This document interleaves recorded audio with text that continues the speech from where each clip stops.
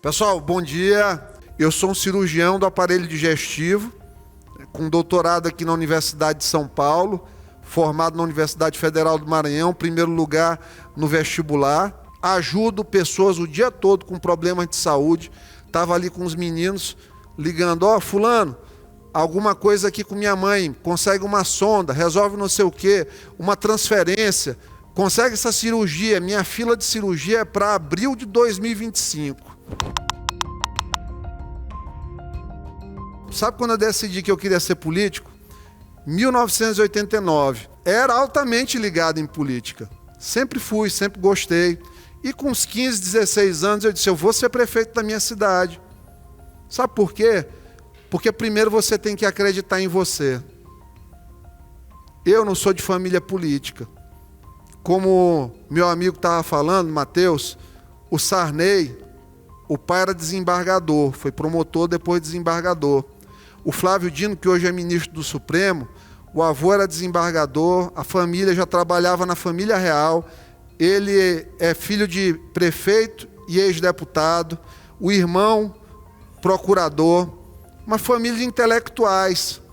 Eu sou um menino grande que saiu da Paulo Frontin, que é uma rua muito perigosa lá do estado, que apanhou muito na infância, mas que já é deputado estadual e que um dia vai ser prefeito da sua cidade, e muito provavelmente, no dia que eu for prefeito, eu vou ser governador do estado do Maranhão.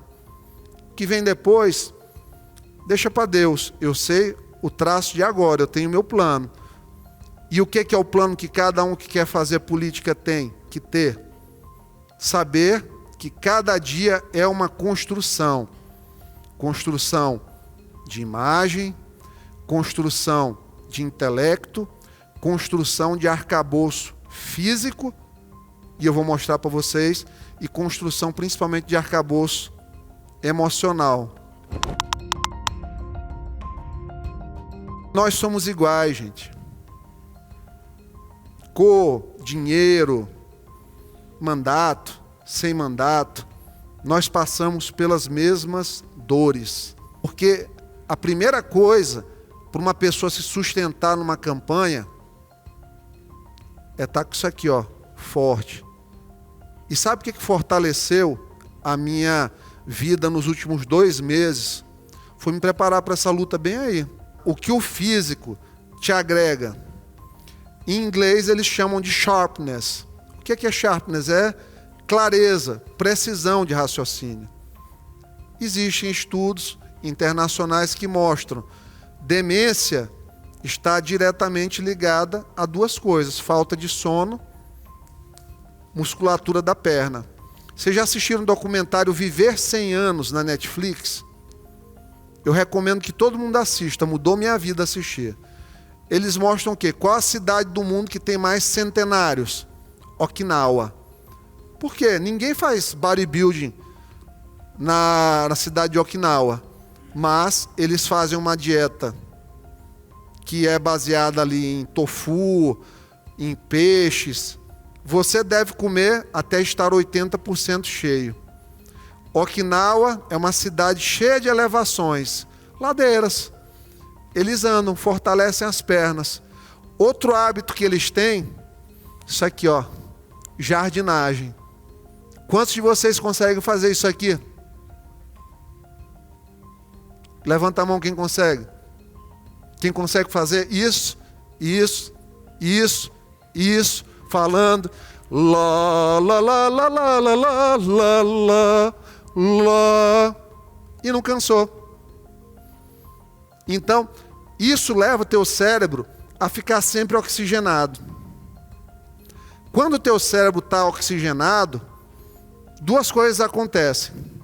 Tu não te estressa com qualquer coisa e o teu poder de raciocínio melhora. E óbvio que eu estou falando essas coisas para vocês analisarem o que eu estou falando, se pode ser adaptado para a vida de vocês, para o roteiro de vocês, e claro, fazendo os ajustes necessários.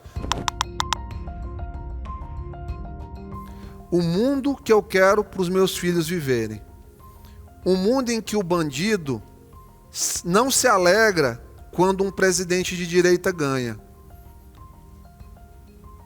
Um mundo em que o bandido festeja quando um presidente de esquerda ganha não é um mundo que eu quero para os meus filhos. Direita e esquerda são formas de ver as coisas. Você pode ter até algumas coisas que você pensa como a esquerda, mas o que vai te determinar a sua matriz e matiz ideológica é o conjunto de valores que você tem. E valores não são algo que eu digo assim, eu sou melhor que um esquerdista, eu não acho, eu sou filho de Deus, ele é filho de Deus também. Não posso achar melhor que ele. Eu só lamento por ele, porque ainda não conheceu a verdade. O Brasil virou isso aqui. Centro morreu. Quando você escuta alguém falar de centro, hoje você não consegue mais aceitar. E eu vou explicar para vocês por que isso aí aconteceu. O Brasil, historicamente, ele tinha assim, ele tem um pluripartidarismo ainda. Só que assim, com a cláusula de barreira, ele está sendo cada vez mais reduzido. O futuro, eu acredito que em 2 eleições presidenciais, que tem deputados, eleições de deputados federais, nós vamos ficar aí com no máximo 6, 7 partidos no Brasil. Lá em São Luís, no primeiro turno, o Lula teve cerca de 65% dos votos. O Bolsonaro 35%. O Ciro teve 3%. Eu arredondei um pouquinho para cima os dois, vai passar de 100% se vocês forem ver. Mas foi nessa casa aí, botem para mais ou menos 3% no que eu estou falando. Só o Ciro teve 3% realmente. O que acontece? Quando eu fiz a pesquisa, escola cívico-militar, para vocês é uma proposta de direita ou de esquerda? Não é de direita? 78% da população do Maranhão, de São Luís, apoia. Quando eu faço um recorte, que eu pergunto, eleitor, você é de direita ou de esquerda? Ele diz assim, 23% diz esquerda. Só que lá, neste eleitor de esquerda, nesses 23%, 72% deles apoiam. Só 6% baixa da média. Se você perguntar lá, você é a favor da proibição da utilização de maconha, de multas para pessoas que fumem maconha em espaços públicos, a gente sabe que a esquerda normalmente é favorável. Mas, mesmo assim, 75% no todo é a favor da proibição. Aí, quando pergunta, você é a favor do aborto? A pergunta do aborto é uma pergunta muito complicada. Por quê? Isso aí, para vocês, quando lerem pesquisa e discutirem com os professores de marketing político, com os marqueteiros antigos, que agora está mais refinada a coisa, tem um cientificismo maior, existe uma coisa chamada desejabilidade social. Quem já ouviu falar? Já ouviu, né? O que é isso? Trump, primeira eleição de Trump. Trump perdia, vocês lembram? Trump perdia. Destruído pelas pesquisas. Trump ganhou. Por quê? Porque as pessoas tinham medo de dizer que votavam no Trump, para não serem rotuladas. Por quê? A direita, a pessoa da direita, e essa é uma definição muito interessante, foi dada pela deputada Bia Kicis num vídeo essa semana, que resume muito bem. Ela disse assim, eu sou de direita, eu defendo porte de arma. Agora, se você não quiser arma, eu não me importo. A pessoa de esquerda não. Ela não quer ter a arma e não quer que você tenha direito. Essa coisa da esquerda-direita chegou com mais força no Brasil quando tinha PSDB, não existia, se falava em PT-PSDB, era partidarismo na coisa, alternância partidária simples. Os modelos americanos e europeus foram chegando aqui no Brasil. Como é que chegaram? Via redes sociais. Nem todo mundo consegue viajar para a Europa e para os Estados Unidos. Só que as discussões foram globalizando. Por quê? Não globalizou o comércio? O fluxo de informações e pessoas também. Então nós começamos a atentar para esses lados também, porque isso era tudo jogado para debaixo do tapete. E hoje a gente está começando a jogar de novo, porque tem um STF que está exagerando na questão da censura. E que como isso interfere na sociedade? Interfere porque na forma de ver o outro. Quando tu olha a família, é a primeira célula na construção da sociedade, gente. Não existe sociedade, economia, nada disso, se não tivermos famílias ajustadas. Se não tiver família ajustada, só o milagre, como acontece comigo, de sobreviver a tudo isso aí, está aqui, né, de alta da análise, feliz, tranquilo, me sentindo honrado por poder palestrar num evento como esse aqui para vocês, para poder salvar. Mas caso contrário, família vai produzir um monte de gente com problemas que não vão fluir no ambiente de negócios, que não vão fluir como pessoas competentes na administração pública, que não vão fluir como prestadores de serviços à sociedade, e tudo se enfraquece. Por quê? Porque elas vão estar olhando para prioridades erradas. Para prioridades erradas. Então vocês percebem? Por isso que eles querem desestruturar a família. Tem interesse mesmo nisso. Por quê? Porque serve ao plano.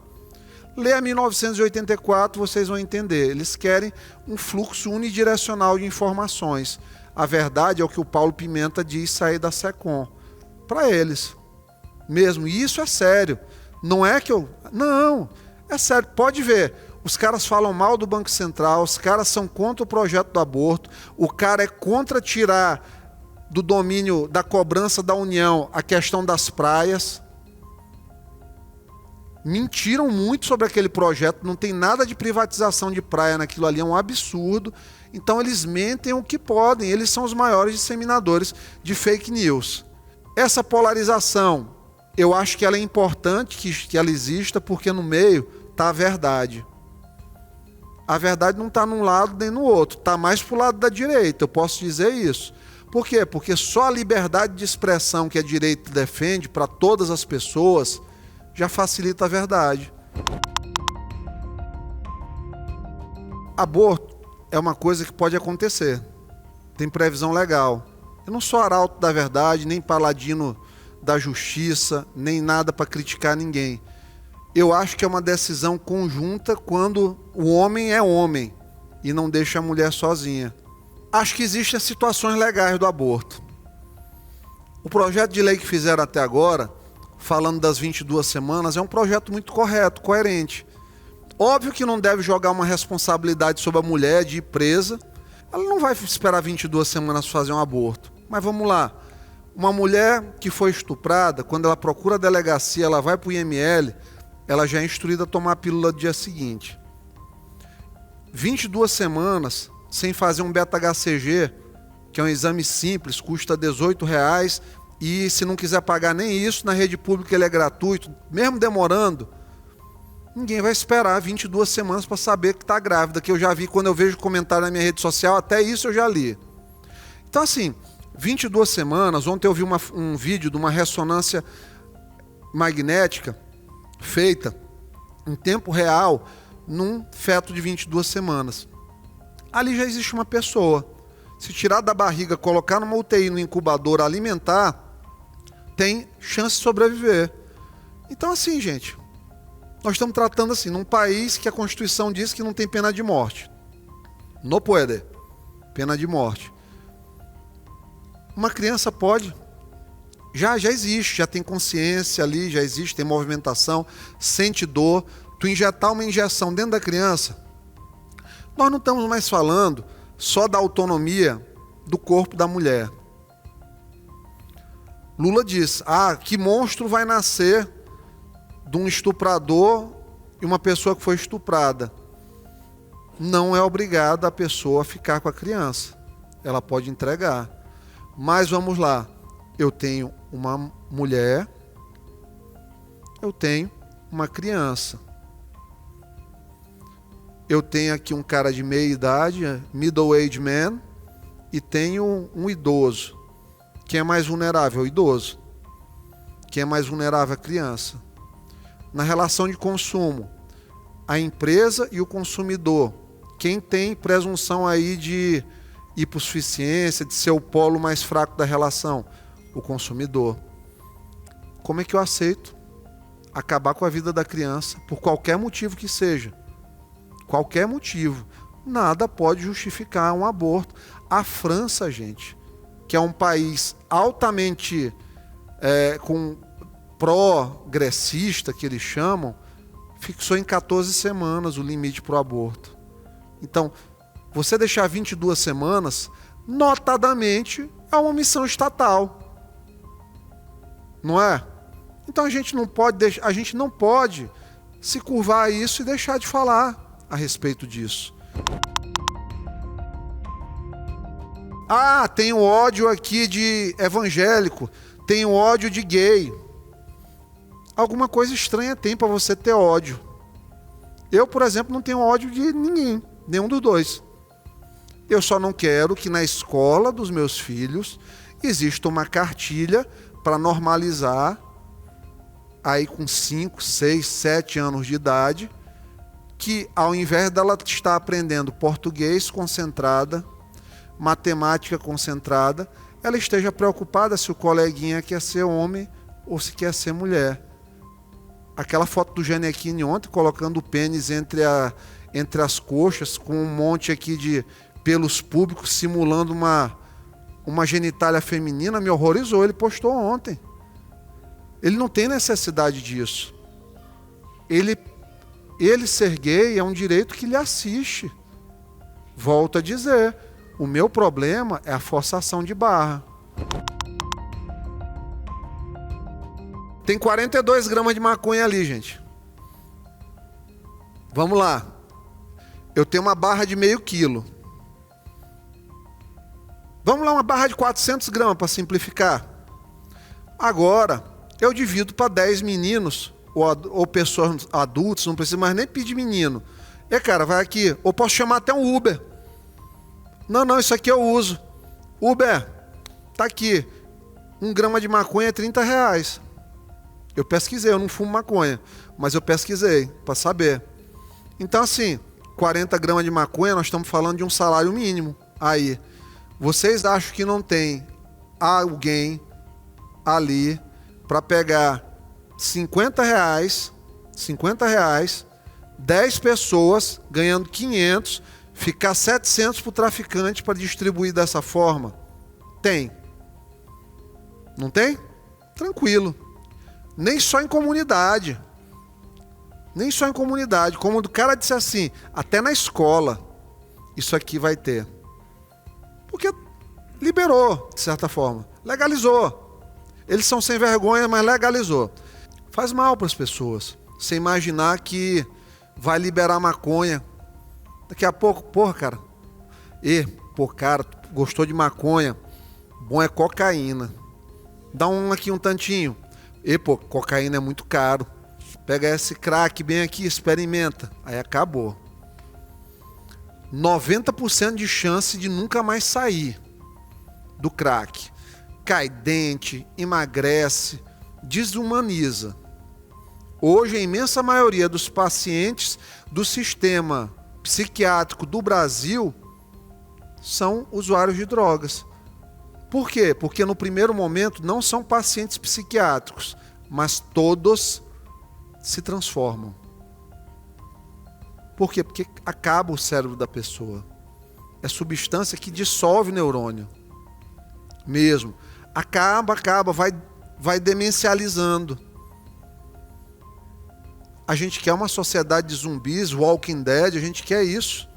Então, digamos, nós temos uma situação em que vamos pensar assim. Vende droga na farmácia. Vocês sabem o que é Chila? Chila é maconha lá no Maranhão. A gente chama, eu digo, tem alguma Chila Farma, que lá tem a rede Extra Farma, Pague Menos. Não tem Chila Farma ainda lá. Você compra do tráfico. Se eu estou dando dinheiro, enriquecendo o tráfico, o que o tráfico faz? Compra armas.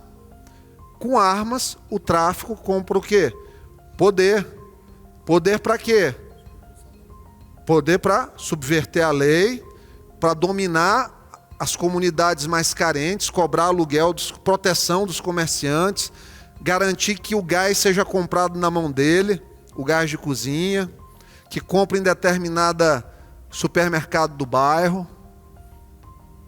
Eu estou fortalecendo o tráfico. Se eu fortaleço o tráfico, quem que eu estou enfraquecendo? O poder público.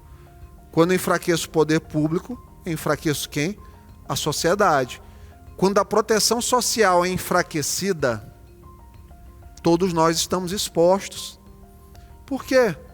Porque, para vocês terem noção, mataram o maior agiota do Maranhão semana passada. 2 tiros. Ele saiu do município de Santo Inês, chegou em Zedoca. 6 minutos depois chegaram num carro, salvo engano um Siena, ou um carro parecido com um Siena, deram 5 ou 6 tiros, um pegou na cabeça, mataram um cara que tinha um patrimônio de mais de 600 milhões de reais. Plena luz do dia. Pacovan. Então, o crime não está nem aí. Esse negócio de tigre, tem policial lá no Maranhão, feminina, e tinha um masculino, mas eu denunciei, que estava divulgando. Mas ali tem lavagem de dinheiro do tráfico, tem organização criminosa, tem prática de estelionato, porque eles estão prometendo ganhos que não existem para as pessoas. Ou seja, tem uma cadeia de crimes que a polícia hoje não tem nem braço armado, estruturado para combater. Nós, lentamente, estamos caminhando para um domínio generalizado do crime. E não é profecia e nem nada de quem quer que aconteça. Cara, eu queria morar num lugar seguro. Eu queria sair tranquilo, deixar o vidro do meu carro aberto, como meu pai, há 30 anos atrás, deixava em Teresina, no centro da cidade, nem baixava vidro. Hoje em dia, quem tem coragem? Não existe. Espectros de direita. Vamos lá. Tem a direita conservadora, tem a direita extrema-direita e a direita chamada liberal. A direita liberal, quem representa mais ali? O Partido Novo. Eles trazem isso melhor para a sociedade. Eles defendem a questão mais econômica e em relação a costumes, eles são mais flexíveis, de maneira geral. A extrema-direita, não existe nenhum partido de extrema-direita no Brasil. Dizer que o PL é um partido de extrema-direita, não é. O PL não é de extrema-direita. O PL tem políticos de direita. Então, ela tem essas matizes. A direita conservadora, ela foca mais em temas relacionados à família, religião, essa questão de identidade de gênero, essa imposição dessa agenda, na pauta do aborto, na pauta de defesa das crianças contra a pedofilia. Um expoente que eu acho dessa direita conservadora é a senadora Damares. O presidente Bolsonaro também. Eles estão mais para direita conservadora. A direita liberal é essa direita do Partido Novo, que também tem seu valor, deve ser ouvida. Onde é que a direita acerta? Acertou em estar começando a se organizar. Lentamente nós vemos uma profusão, uma ascensão de políticos de direita. Políticos que defendem essas bandeiras que a gente está falando aqui o tempo todo. Então, eu acho que direita pensa assim: pagar as contas em dia, negociar os contratos, fazer planejamento financeiro, cortar gastos no que for possível, reduzir valores do que não é impossível ser cortado e otimizar. Porque dá para otimizar. E é bom, gente, quando você caminha com a verdade. Caminhar com a verdade é a coisa que dá mais tranquilo. Sabe por quê? Porque todo mundo olha para dentro de si e vê, rapaz, eu também não sou perfeito, não. Eu não sou. Quem que é perfeito? Ninguém. A gente critica os outros, normalmente, a crítica tem mais a ver com os nossos defeitos do que com o outro. Aquela história. Quando Paulo fala de Pedro, sei muito mais de Paulo do que de Pedro.